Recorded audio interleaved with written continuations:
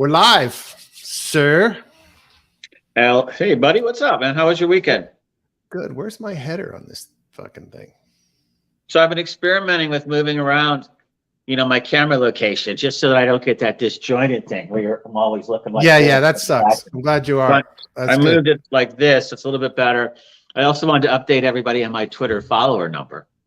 Okay. What are we up to? I went from 4 to 8 in like Woo-hoo, 2 days. Double. I was at 9. I was at 9, and then somebody messaged me and said hi, and I responded hi, and they responded hello, and I said, how may I help you? And they dumped me, unfollowed me, and didn't respond.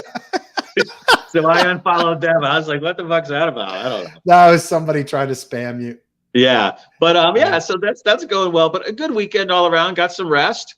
Kind of looking at the market today, and actually, I probably should pull those up before I say something. Oh, I read an epic current thread I want to talk about at some point today as well. Let me find that if I can.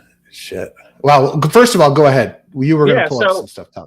Yeah, so I'm pulling it up, but I saw that you saw the news that the Bellatrix upgrade is now complete. So that's the last one. I saw that. And we're heading toward a February 13th, 15th merge event. I did see something interesting. Somebody in one of my groups said, it's kind of funny how I think it's the 12th is the CPI number for the month, then the merge, then the FOMC meeting right behind the merge on the 19th, I think.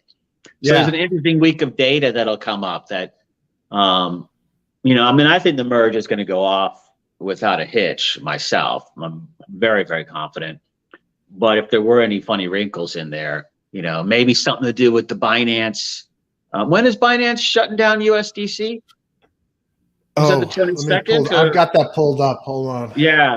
Well, they're not shutting down USDC. People will still be able to withdraw USDC. That's right. And they'll still be able to deposit USDC. You just are not, the trading pairs will only be BUSD pairs, right? Yeah. Which at the end of the day, it just gives, so they'll auto convert your USDC to BUSD for trading. And then when you want to exit, you can exit as USDC or BUSD. But I frankly think they should have done that a long time ago. I would have if I were in their shoes, because here's what you think about it, right? You've got this stable coin that already has huge volume. Let me share. Hold on a second. Share screen, window. But I wonder what I was getting at with the USDC wallet issue. If USDC is on an exchange, then it's held in one big pool there. Like if you moved USDC into Binance and then it's used as BUSD in your pairs and you're trading, is it a way that, because I was, we talked about that before with the USDC ability to blacklist wallets. I was wondering if there was some play on that angle or some kind of regulatory play with it. I mean, they may be saying that. Well, I mean, they may be saying, I mean, that's a good point. They may be saying, what are our risks here from a regulatory perspective, and why should we bother? I think that's definitely probably part of it. I think the other part of it is you've got this massively successful stablecoin token in terms of overall volume, currently ranked 5th of all crypto. Yeah. No, 6th. I'm sorry, 6th of all crypto, with your BNB token at number 5. Why not consolidate on your exchange all of that volume into your token? I mean, it just makes business sense to me. Okay, right? Well, look at what's the total volume, or what's the total amount they're holding of all stable coins, and all of a sudden that becomes all BUSD. Yeah, current 24-hour volume for BUSD is 8.98 billion. We'll go look at the exchange in a second. Yeah. So 24-hour volume was 8.98. That's price. I'd like to see a volume chart. I think, does CoinMarketCap have a volume chart? I think it does. To me, it's a pretty smart strategy, and I can't blame them for doing it, and I think I would as well. Let's see, market cap. Yeah, so you have this nice spike in market cap. When did they say where they were turning this on? Hold on. I think it was the 22nd. It's in the. I'm looking now at the announcement. Okay. Effective 9/29. So effective in 23 days. So this is going to, let's look at their volume on Binance. Exchanges, spot, Binance. And let's look at, so currently their volume for USDC is 69 million. Their volume for Tether is 53 million. Is that right? Oh, wait. Yeah, is that right? Yeah. Oh, wait. No, because they got USDT protocols. Oh, this is pairs. Never mind. I want to see volume by token. Or is there like a balance thing? Let's see. Binance to delist. Binance to stop supporting. Oh, no. So look, there's like easily 500 million, 400 to 500 million in USDC volume on Binance. And then USDT is going to be even more because that was the top, I would assume that was the top token for them. They don't seem to be going after USDT though. I mean, oh yeah, you're right. Yeah, because USDT is like 8 or 9 billion of their total 24-hour volume. That's why. Yeah, that's why. So 500 million more. Where does that put them then on the rankings in stable coins, right? So let's go back to market. I thought we had a stable coin choice here as one of the options. Nope. Let me see coin market cap.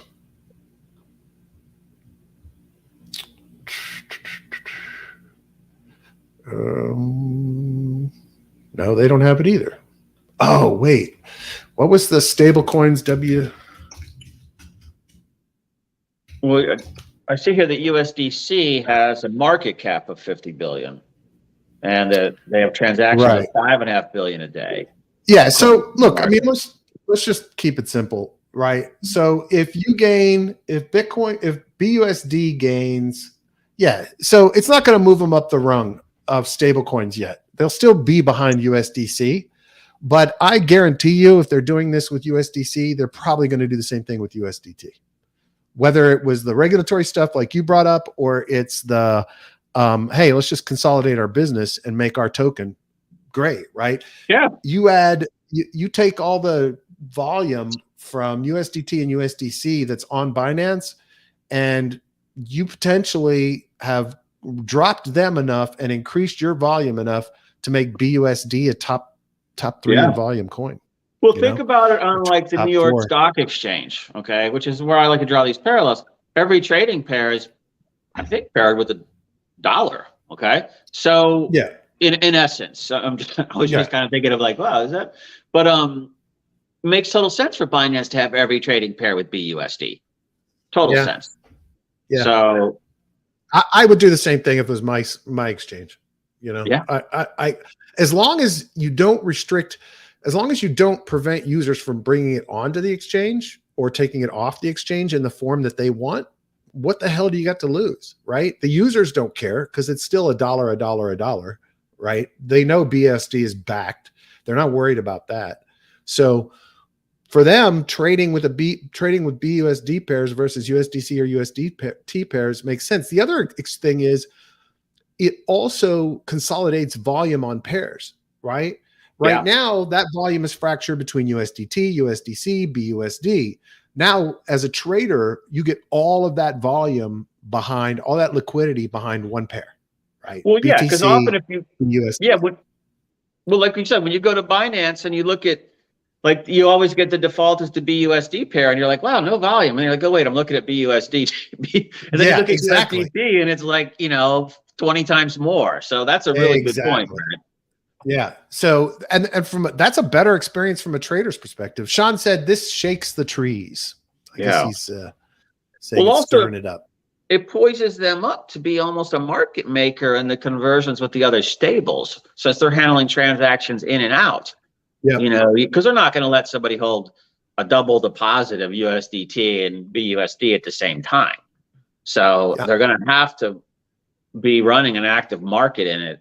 And it also poises them to move BUSD out more as, like, say, USDC and USDT are used on other platforms as its own, which you don't really see that much right now. So I think it's a really good move for them. Now, of course, you know, look, volume for BUSD on DeFi is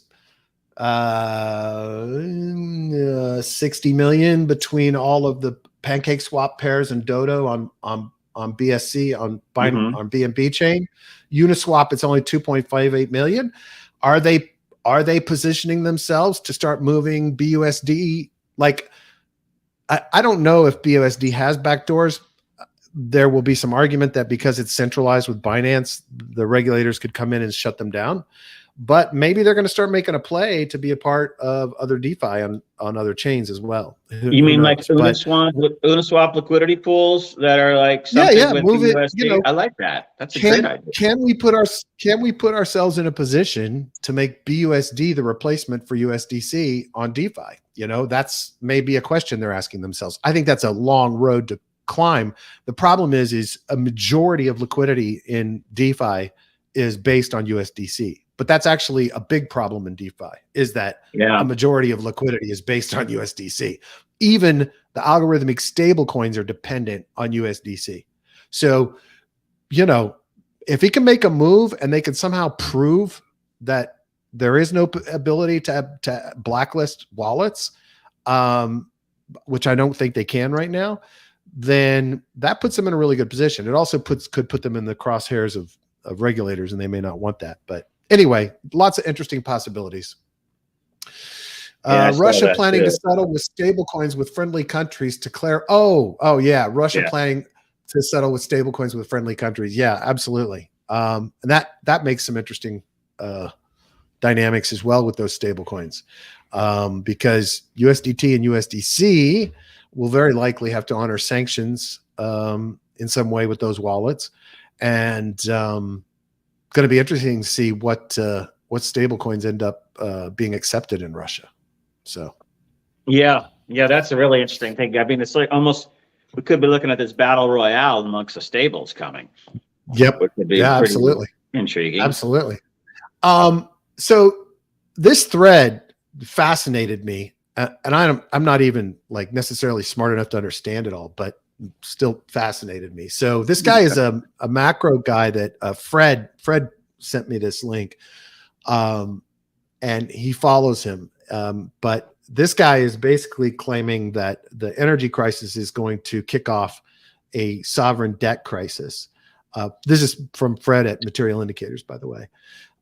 So he says, we're about to experience a sovereign debt crisis caused by the Europe energy crisis, all a capstone on the 100-year fiat experiment. Here's how I think the next 6 to 8 months go down. Putin strong arms rush Europe by shutting off energy pipelines, causing a spike in prices. We were already seeing that. That was announced. Yeah. Yesterday. This causes energy prices to skyrocket in Europe, which is a major component of CPI. This causes inflation to explode higher. As CPI explodes higher, electricity prices get passed on to consumers, eventually at the risk of civil unrest / revolution over refusal to pay this. Euro government has two options: give in to Putin and let him have Ukraine and stop the sanctions to get energy flowing again, or two, decide to deploy price caps on energy for consumers and print the difference. To achieve this, I believe ECB needs to instill yield curve control to keep sovereign bond yields intact and avoid fragmentation of EU sovereign bonds. Okay, before we go further, Germany today came out with their energy aid plan. I think it's a number of like, $300 billion going to consumers and businesses to offset the cost of the energy crisis. So expect more of that across Europe to kind of hopefully fend off some of this type of more dramatic stuff. And they U-turned on their nuclear. They're not shutting. They're keeping two of those plants open that were supposed to shut down. And coal too. Smart from the fucking beginning. Yeah. This is really interesting stuff though here. Yeah, the game theory I've ascribed to this makes me think that the West is too far deep into this mess to give in to Putin and would rather print the difference. The saying goes, no government ever willingly went broke through austerity. They will always resort to printing. I forgot I have this view because I'm on the blue thing. Printing the difference through YCC is going to cause DXY to explode higher because 58% of DXY is the euro. DXY to $150 milkshake theory type shit. I have no idea what that means, that milkshake theory type shit. This dollar wrecking ball will cause emerging markets to begin potentially defaulting on their debt, forcing them to sell their U.S. bonds to buy U.S. dollars to defend their currencies. As EMs sell U.S. bonds to mass dollars to defend their currencies, U.S. bond yields will explode higher, causing systemic risks in U.S. markets as everything is priced off U.S. treasuries. Something will break. The Fed has two options to fix this, which I believe they will explore both. Swap lines with ECB and BOJ. We talked about this before. They launched a standing swap line facility in July 2021 to make this easy. This allows them to easily lend dollars via central bank reserves to these central banks, which will help bring down DXY and stabilize sovereign FX markets. They can then also use their new standing repo facility to provide overnight loans to stabilize funding/treasury markets on short duration bonds. They're making sure the New York Fed staff knows how to do this. And they put out a New York Fed desk intends to conduct small value overnight repo operation with primary dealers and standing repo facility counterparties. So basically they're just kind of putting out the alert. Hey, we can do this. We can do this. The usage of this swap line facility and repo facility is net stimulative and will cause DXY to come down and markets to stabilize, though I believe everything will be nuking during this time as correlations go to 1 as insties unload risk to get their VARs in line. In conclusion, I think we're at the end of a major sovereign bond bubble, and this energy crisis is the catalyst. The Fed will be forced to stimulate or risk full implosion of the monetary system. What will be unique about this time, oil will still be going higher, not lower. As the game theory plays out, our goal is to find the optimal moment to long the fuck out of our favorite crypto Ponzi's. I see many takes from people who think QE is never coming again, but it will, just under other names. Get ready to max long after this coming flush. So he's basically saying the stimmy dollars are gonna boost this whole thing back up again. We're gonna go back through another cycle that we went through post-COVID, and everybody's gonna be piling their money into crypto and stocks and Bed Bath and Beyond and everything else, I guess, because the end result of all of that complexity is printing more money. There's a lot of complexity Wait, there. He's giving me a lesson.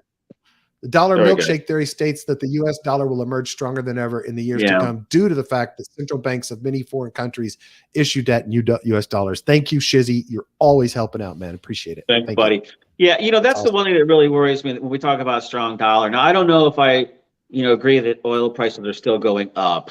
I think it's probably the other way, is my guess. Didn't I just see, though, that OPEC agreed to cut production in October? Just before the election. I don't know. Yeah, but remember, we're one or two, the biggest pumper in the world ourselves. And we're not in OPEC. Yeah, but are we sending all that away, or are we keeping it here? We export a lot now. We export a lot of it now. Remember they changed that law like 3 or 4 years ago? It used to be where you couldn't export U.S. produced oil and gas. I think gas you could, but oil no. Then they redid it. So I don't know about cut. Yeah. But everybody else wants to pump away. And I think they're talking about the cap on the Russian oil. I think they got the G7 on board with that. So I don't know if I agree with that right now, but I do agree. Look, luckily, Europe's got like a couple of months they've been getting ready for this. And I kind of think that they're on top of it better than we're giving them credit for. This is, you left this one up, it's change of government type stuff in the parliamentary democracy. So I have a feeling that they're all over this. But yeah, what really worries me is the drain when interest rates in the U.S. keep going higher. The drain on, that too, of course, the drain on dollars and coming out of the third world or the developing world into first world economy or U.S. economy. That scares me. As to QE possibly happening again, I don't know. I think if we get the interest rates up now, and I'm going to price stage and raising her up. Yeah. I don't know. But look, we're all guessing. Sean says OPEC Plus is reducing supply. Aramco is dropping prices to Asia and raising for Europe. Yeah. So look, Aramco knows with what's his name, MBS in charge, that Europe's, we get a lot of it in our press too, people railing on the Saudis, but Europe's like another level up on what they're saying. So it makes sense. Why not start selling more to India and China and Indonesia and places like that? I don't think it goes against what we want as the Western world. Is we want energy markets out. I mean, we don't necessarily want fossil fuels long term, of course, but we don't want energy crunches in different markets because that reduces economic output. So to me, I'm like, I expect plenty of aid from the European states to the people and the businesses on the energy, just to forestall that kind of mob thing where all of a sudden everybody's pissed off in the streets. To stabilize it. So I don't know if it goes that bad, but I always like anything that talks about big flows into the cryptocurrency market. Yeah. So, so I'm going to think about that more. I mean, if this is 6-7 years, is it 3 months he's talking about? Is it a year? You definitely see those concerns out there, and it causes people to say, hey, I need a plan B. I need something else beyond gold, diamonds, real estate, cash, and stocks, etc., bonds. I need another. If I'm diversified, I need to be diversified into that too. And so that means maybe more people buy regardless of how his game theory does play out or his prognostications play out. I think it's good that people are thinking about this. Absolutely. Absolutely. I mean, particularly look at that China article and you see what's going on there with, I mean, that one's not finished, of course. They do eventually put glass up and stuff like that. But the rest of them are empty too. But why would you if you're never gonna fill them? And so nobody's paying the mortgages on the units they bought. That's fucking look at that shit. I mean, just they were evidently putting 40% down. So when we got in trouble here 14 years ago, I mean, I was taking out interest-free loans for nothing down, for units. I mean, everybody was. So when it all bellied up, you could strategically default and you weren't really out hard cash. But these guys are out hard cash. These are hard money. Look at this fucking unfinished building just sitting there. Yeah, and I mean, look, let me tell you, I've been in a lot of Chinese buildings, and I sure we're nervous. Wouldn't have an office at the top of that one, that's for sure.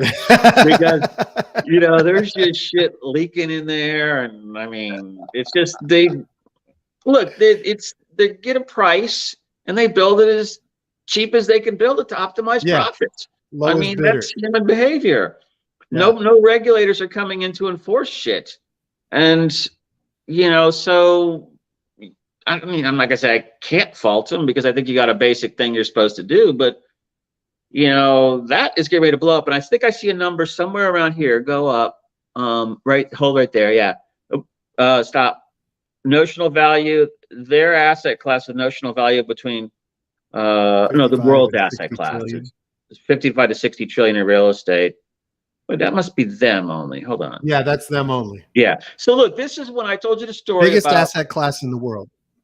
Yeah, so their 60 trillion real estate assets is now bigger than the total capitalization of the U.S. stock market. So I look at a number like that and I say, no, bullshit. Doesn't make sense. It's like when I was looking at Tokyo with my buddies back in late 80s, early 90s, and I think I told you this story, that the entire value of the Tokyo real estate market was worth more than the entire United States. New York, California, everything combined. You look at that and you're just like, bullshit. It's just not, that is not real. And so I look at this and I say the same thing. That $60 trillion is not $60 trillion. Maybe what is 20. 20. Okay. So I think there's a pretty big haircut coming for China proper, and it's going to destroy the whole place. So to me, again, Chinese people, crypto. I mean, imagine if it was a communist government and they could just take over these buildings and house people. Yeah, we'll see how those, look at those projects behind it. See all those housing developments that are built? I mean, I saw the urban planning thing for Shanghai back in 2007, and the whole city is all those planned communities. I mean, who wants to look? It's not really my style. I like uniqueness and individualism and decentralization. Yeah. I don't like everything so centrally planned. So, you basically got COVID lockdown, so they just will lock a block down, and all those people are trapped in there for a month. But what I mean is, where's communism when you need work long term? What? Yeah. Where's communism when you need it? Seems like, well, no, you got to pull happened here. Well, I think it's really called totalitarian dictatorship myself. Is where I go. Yes, of course. I do too. That was kind of my sarcasm behind what happened to the Communist Party. Yeah. Yeah. I don't well, they're the businessman party, basically. And the mantra of communism is used to basically keep people, to organize people. Yeah. And however that shut works. Down now. Oh, no, TikTok account's going to blow up. No, it's not. I mean, look, it's just is what they do. I mean, the Germans are very organized too. They don't like cross streets if it says don't walk. They don't walk across it. They wait. So they have a sort of an order in their culture. And but they also have parliamentary democracy. So it doesn't get out of control. And they put a lot of stuff in place to ensure that it never gets out of control again. The Chinese, on the other hand, are, with the surveillance state and the organization, I mean, they really are mandating what people do and how they do it. It's not a social influence way. I mean, it's, you will do this or you will not do this. Yeah. Your limitations out of the gate, it's like, you can't go be certain things. And that to me stymies initiative, stymies innovation, stymies hope and will to improve and be better. And so long game, obviously, me, I think they're going to fall apart, but, I think you have to have an aspirational goal that's not a real goal. You have to have a philosophy, almost a secular religion around your brand as a sovereign or as a country. And a lot of countries have that. They're not perfect, but they basically, anybody who believes in bettering, there are certain systems that seem to allow more opportunity for that. And I'm a big decentralization guy, as you are, of course. And to me, I just don't see how centralized totalitarian planning is ever going to work. Yep, just doesn't work. We've already seen it. So when I was there a lot in 06, 08 China, I mean, these guys were, on the fence going one way or another. I thought they were going to go the other way, parliamentary democracy. And obviously I was wrong on that. But I think that they could still go that way. I just think when there's so many problems in a society and there's so many smart people that, if they could just learn to fail a little and it's not the end of the world, it would help. I mean, final point, in a meeting with like 16 people with the US multinational, their China operations, to do a deal on some land in Shanghai. And I'm there with my team of 6 people. And so we're talking, but nobody on the other side of the desk would say anything without looking at the CEO. Nobody, and they all waited for him. They would not even nod. They would just sit there. So nobody would take any initiative because they were, 1, afraid of making a mistake, 2, of pissing off the CEO and damaging their career, because you only get one in China. You fuck up once, you're out. There is no comeback. You're just done. And so they're all really risk averse in that regard. And so that's what kind of stalls things down and makes it fit an essentially plan. But if you break out of that and you go fuck up a lot, like yours truly, you get a lot of successes as well. And that's, it's kind of like, do you want one deal where you make, where you're 100% successful, or do you want 20 deals where you're 60% successful? I go for the 60 myself. Me too. Because I don't give a shit. So I feel sorry for them in a lot of ways, and I want them to succeed, but I want them to succeed in a way that's a little bit more fair to the people. Yeah, I don't want them to succeed the way they are. UK elects crypto-friendly Liz Truss as their new prime minister. I'd really like somebody that's pro crypto, not to be a far right nut job. Would be nice for once somewhere, because we have some pro crypto folks that aren't. It'd be really great, really great. But whatever. You know, I'll take the pro crypto. Don't get me wrong, but just but it does tend to she tends to kind of go. It's hard to figure out what her position is on everything because of the whole Brexit and post-Brexit, and there was all those switches in that whole process that I stopped keeping track of.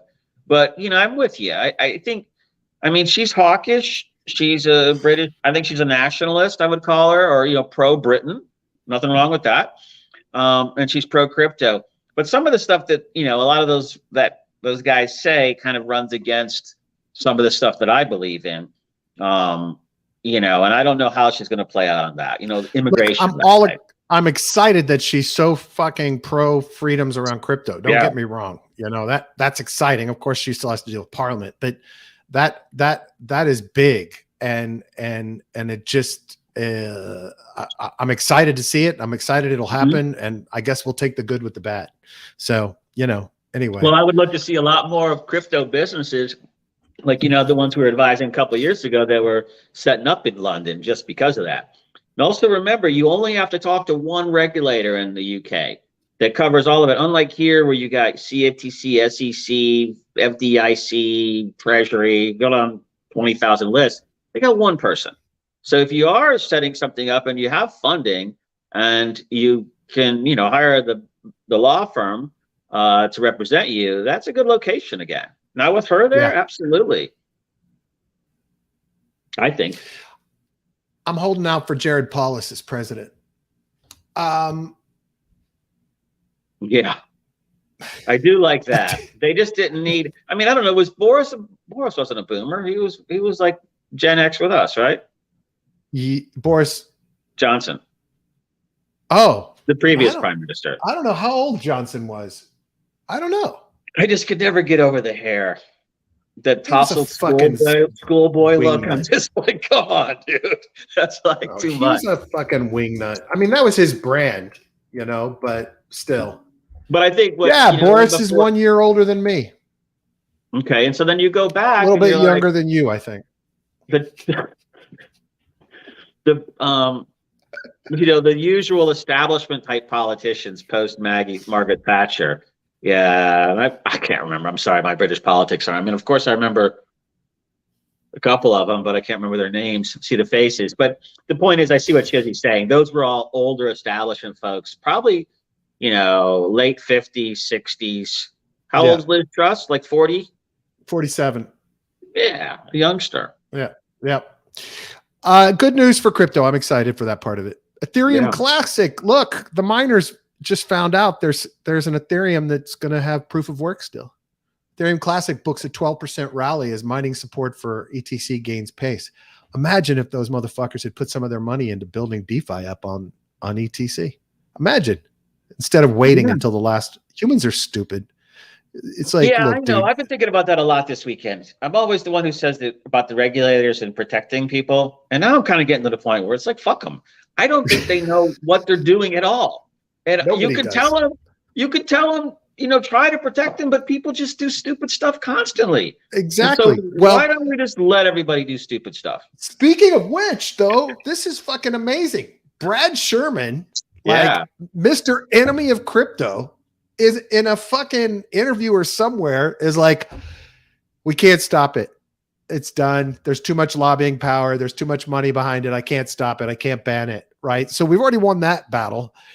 And he's like, you know what? I'm in the chair of the committee that's supposed to protect people from bad investments. And I can't stop people from doing stupid shit. And it's like, no fucking duh, dude. How many years did it take you to figure that shit out? That you're not going to stop people, that they have to learn from making the mistake. It's like, it's not just crypto. People make mistakes everywhere. The people that go make the stupid mistakes in crypto tend to make mistakes every friggin' where they go. So exactly. I kind of like him kind of jumping onto this more libertarian side on this issue. Because don't. He still fucking hates crypto, and he would still ban it in a heartbeat if he had the power. He just knows he's fucked right now because the money has piled in. Yeah. Well, look, here's what else is happening, but he's never going to say it. Most of his campaign money comes from banks because he's the banker's buddy. Like he is the banker's buddy. And the banks are probably saying, what the fuck are you doing? Shut up. Dude. Shut up, bro. We're getting ready to make a ton of coin here. We're making coin on this shit. And now we want to start making stable coins. So shut the fuck up. And I guarantee you that's what's happening. And he's like, fuck it. I lost. I can't ban it. Then we'll go back to like the big kind of trading companies like the Dutch East Indies and stuff. And these banks will then like build rocket ships and go mine asteroids to the moon or something. Yeah, what the hell? Let's go for it. Well, and they are perfectly positioned. Like, look, they are the guys who completely break the laws regularly. Like it should be part of their quarterly fucking report. And they get these fines and slapped down, and then they still make, I mean, look at the shit Wells Fargo did to average people with all of that fake bank accounts they created for people, like thousands and thousands of people fucking them over. And they had a fine and their profits were like something like 100x over the fucking fine. And it's they fired the mailroom though, if I remember correctly. Yeah, it's like you're never going to stop these people from breaking the law, but you're going to focus on the crypto side of it. Anyway, glad to see Brad Sherman realized he's fucked. The profits of breaking the law, though, feed back into the S&P 500 exchange. So in that value, so, you're never going to like, as long as you're not running around shooting people and stuff, they're never going to like put you out of business for it. Right. A bank, let's say. Yeah. I mean, if you're in a death squad, it's a little different, but if you're basically just doing crazy stuff like that, they're like, oh, you're bad. And then they fine you a little, but that capitalization, that value went back into the equities market. So nobody's going to go after that too hard. Right. Nah, I agree. Euphoric back on the UK says every political party in the UK are socialist. The free market hasn't been mentioned in Parliament for many decades. Yeah. I think there's some right-wing folks there, but I get what your point is, that that European governments are probably predominantly left of US parties. Well, I think also it's okay, wait. Yeah, there you go. Sean says money moves from the dumb to the smart. No regulation stops that. Is that what happened to my money? No, I think Sean has all my money. He does. He took it off. Yeah. Nicely with a smile on his face, I'm sure. I think it's also important when we talk about European socialism in that, because I noticed this a lot in Miami, that because we have a lot of people that come from totalitarian dictatorship countries that call themselves socialist, like Venezuela, and then Nicaragua on a lesser extent, a few others. And so when you say socialism to a Spanish person, they think totalitarian communist, so dictatorship. So we have to be really careful. I mean, to me, socialism is some kind of a social safety net. It's not essentially a planned economy. It's, kind of getting a little base in there. So when you fall off the trapeze act, you're not doing a header into the concrete. And that's about it. And I think that's like Scandinavia and places like that. So, of course, but so that's all I'm talking about. I'm not talking about communist dictatorship. And so like the Union of Soviet Socialist Republics. So there you go. That's where they all tapped on socialist when you had a communist or Marxist revolution in South America. But they're not socialists, they're just dictators. So I want to make sure everybody gets, that's a kind of being a political science guy, that's kind of one of my things. I just don't like seeing brands misused in something as important as everybody's well-being. Yeah. Big news flash. Trump's. Oh no. Evidently the guy's running Trump's SPAC that was merging with Truth Social media, his little social media play. Nobody voted. And so as of right now, it's going to be liquidated on Thursday. So like 60% losses and total cost on the SPAC. The SPAC's getting shut down. Yeah, wow. SPAC's going to get liquidated on Thursday, unless they get the votes in. Well, I read about it too because of some like pre-sales or something they did before. There's like all these funny rules in these deals where you can't pump it or you can't do this or that, and of course they broke every friggin' rule. But it's the typical incompetence too. They didn't hire the firm that everybody hires to make sure that the ballots get returned by the shareholders, right? So that's why there wasn't enough votes to keep it from being liquidated. So they're trying to save it at the last minute. They're going to do some fucking machinations, I'm sure. But it's like there's just total incompetence. anyway. Well, I just see like so much reacting to, unfortunately, he doesn't get the best, I don't know, fortunately, unfortunately, whatever. He doesn't get the best staffers around him. And, Wonder why that and I always happens. say this, you found, and look, When you you it's want not about yes the men around person. you, that's what happens. Yeah, it's not about the person at the top. It's about the team that reports to that person. And then that Yep. person is supposed to interpret all those different intelligence streams of information and make wise decisions for the entire country or the company. Of course, profit and shareholder and all that. I mean, but this is just kind of what you see in a lot of family-owned businesses, this type of behavior. And so I see the analogs, I mean, I could tell you, like, I've been in offices of people worth $10 billion and, there's like a console TV in there and shit all over the floor from kids and stuff. And it's like, it's a bedroom or something.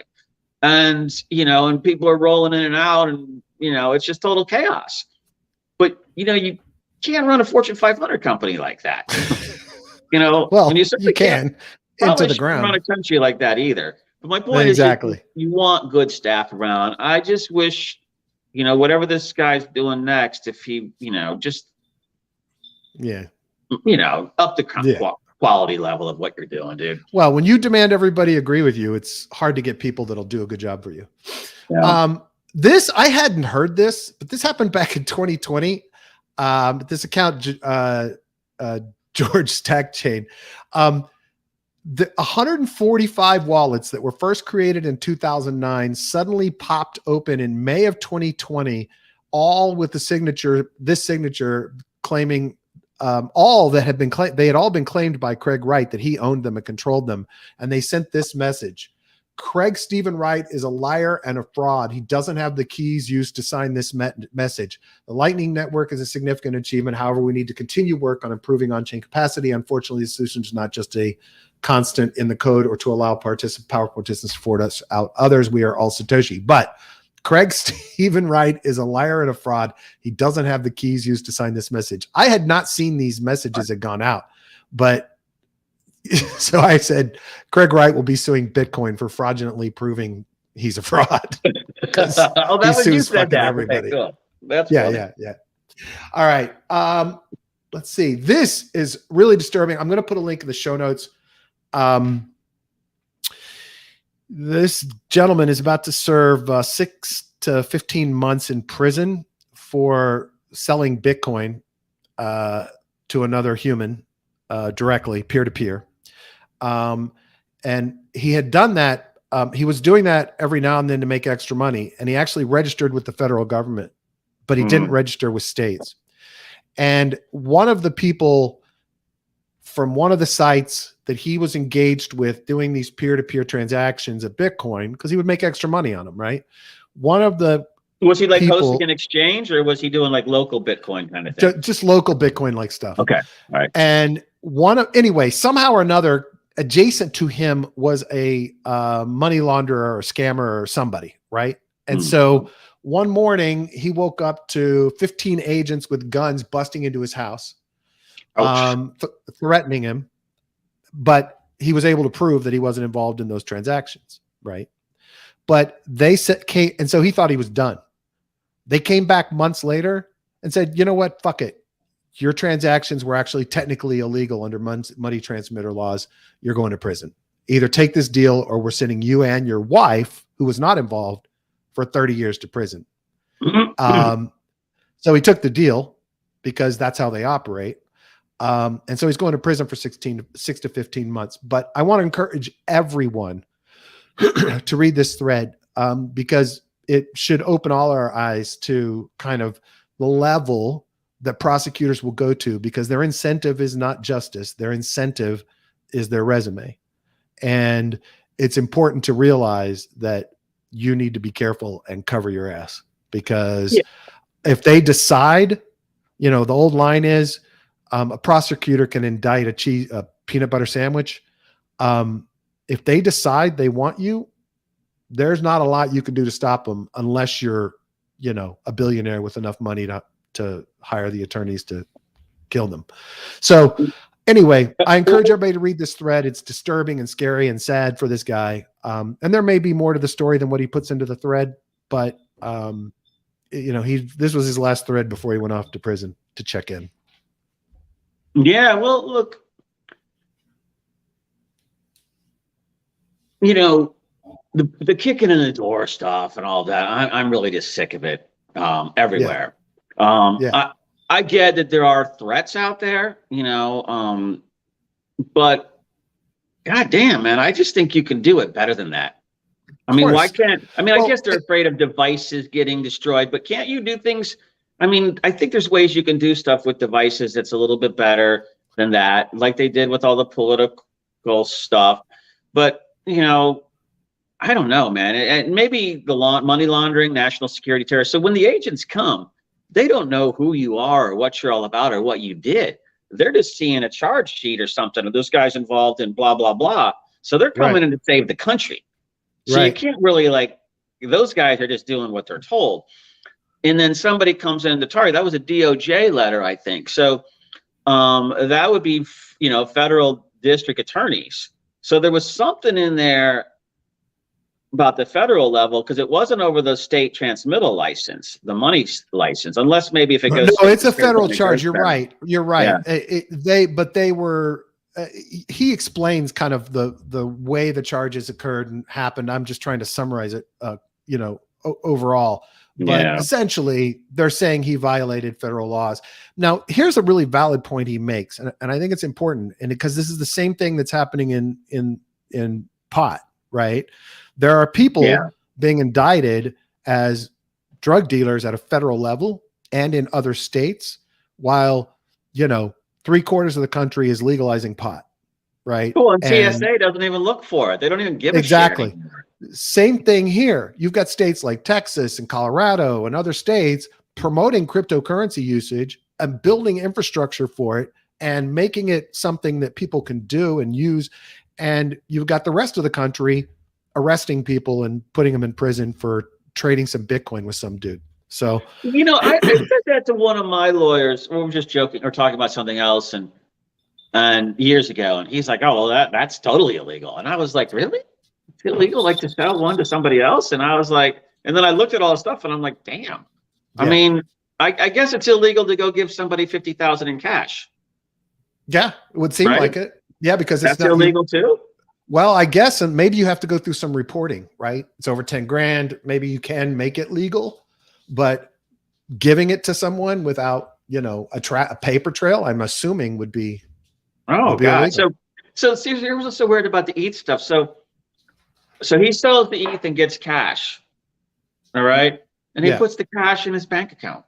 Right. It's like, what is it wired in? Is he showing up with 150,000 in cash to deposit?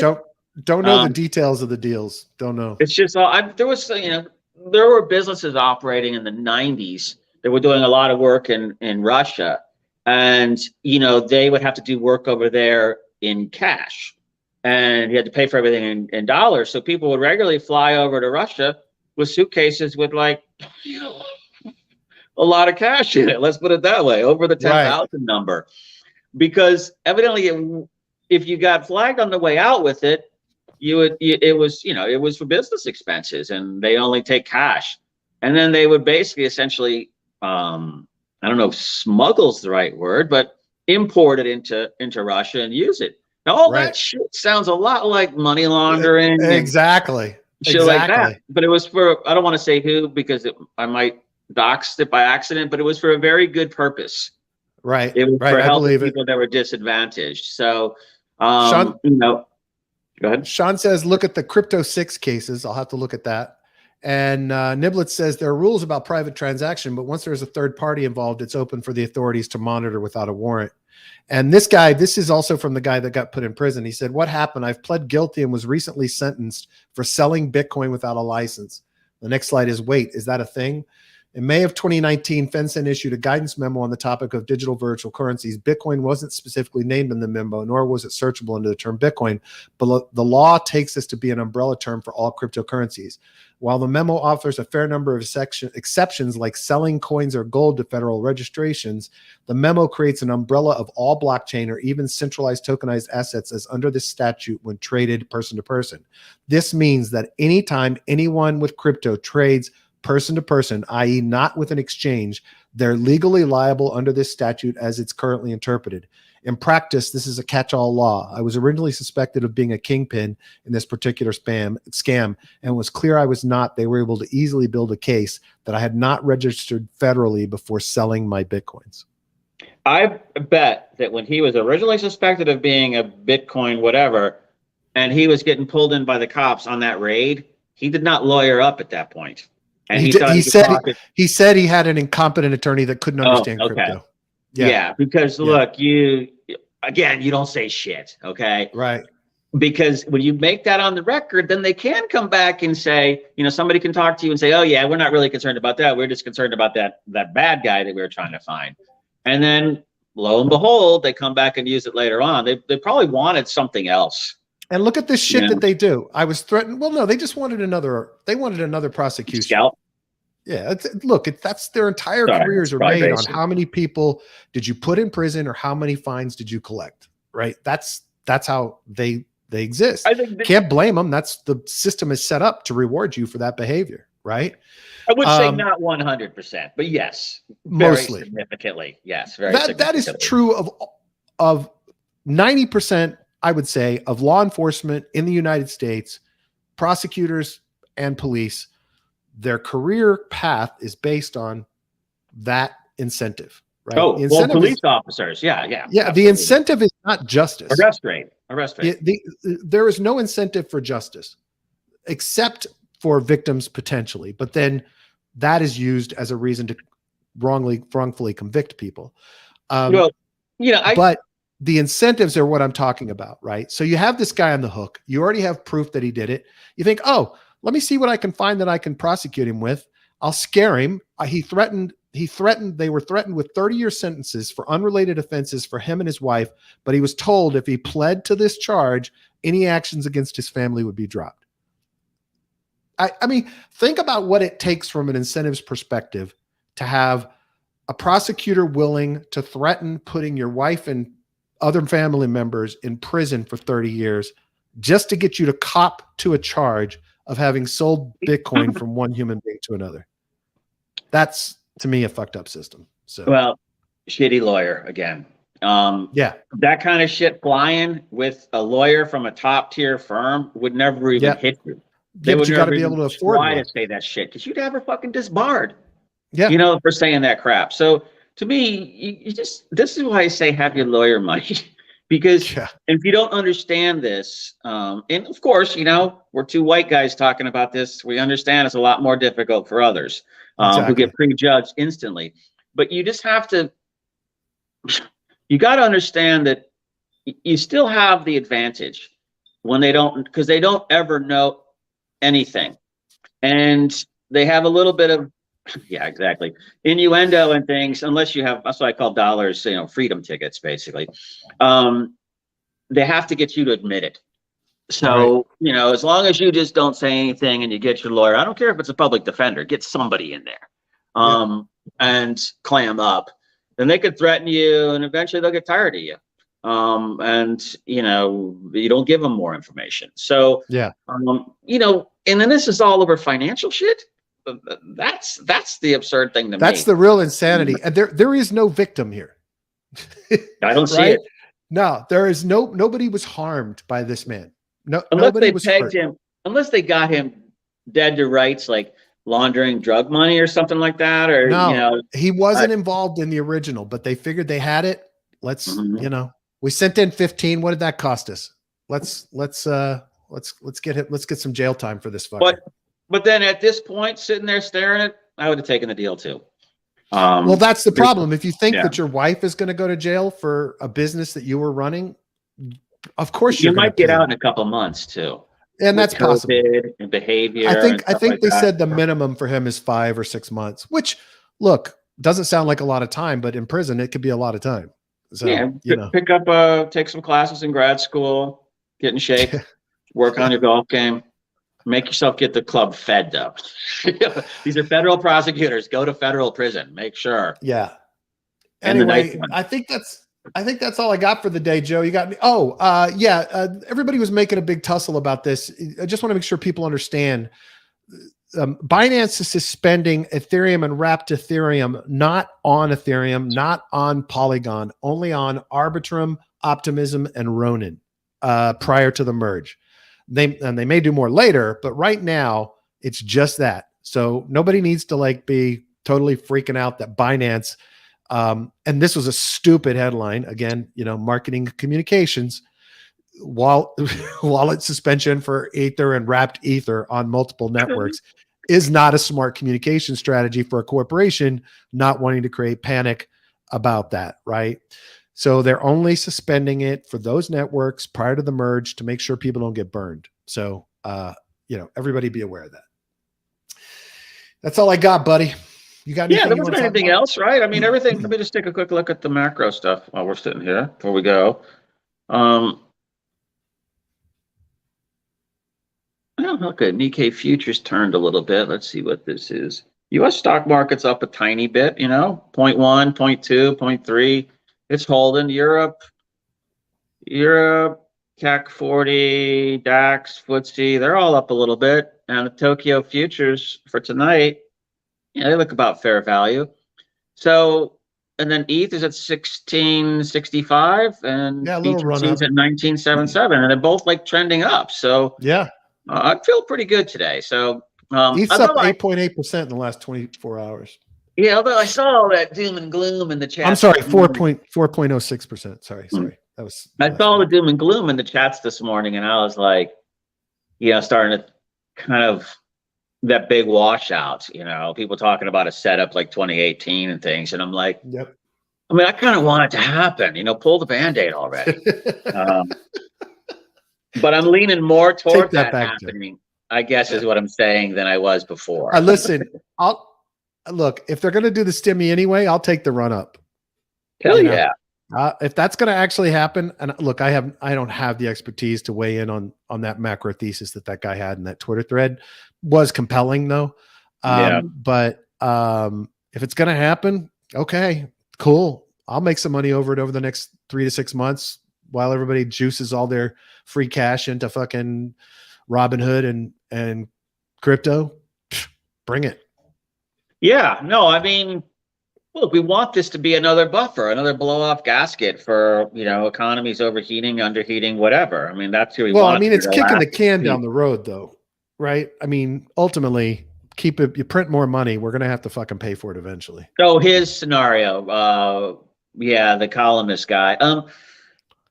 Yeah, I mean, that's what always happens. So that's why the Fed's trying to get the rates up now. So you got room to cut and stimmy if you have to.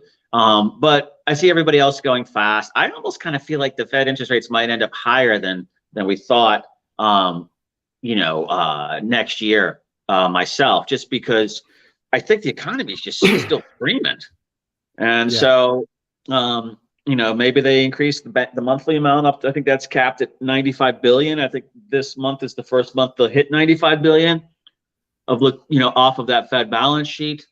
See how that slows things. But we're getting into that 60-day window with the midterm election. So this is when everybody starts sitting on their hands here soon. Yep. So the middle of the month should be interesting with the CPI, the merge, and the FOMC notes for this month. And then something else. Oh, and then when is Xi's election? Isn't that October?